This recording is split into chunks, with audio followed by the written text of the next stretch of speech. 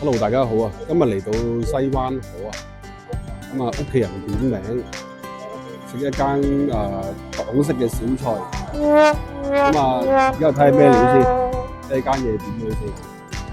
好，出發！其實現場環境係幾企理嘅，不過就啲位方面就比較逼少少。其實除咗小炒之外，呢間餐廳亦都有燒味同埋海鮮可以俾客人選擇。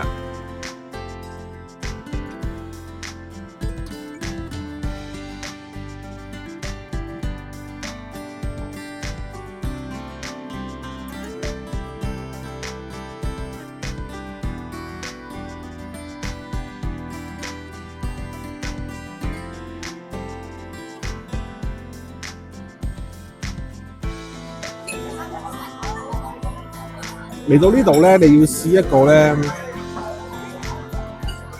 呢個叫川味沙薑豬手係呢度嘅招牌菜。我唔食豬手嘅，我都覺得佢幾好食。佢個汁係一個神髓咯。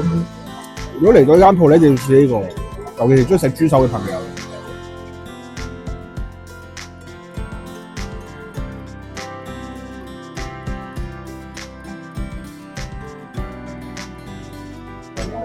其實我覺得佢個蠔餅係燶燶地嘅，炸得幾好。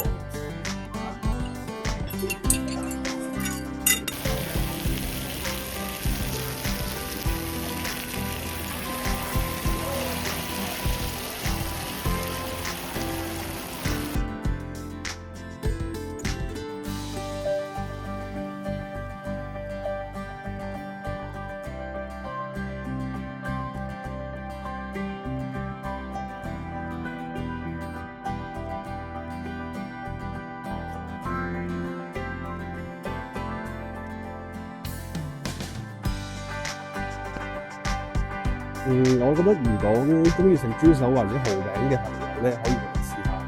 咁其他菜式我覺得就一般啦，係啦。有興趣想知地點話我知。下一集見，拜拜。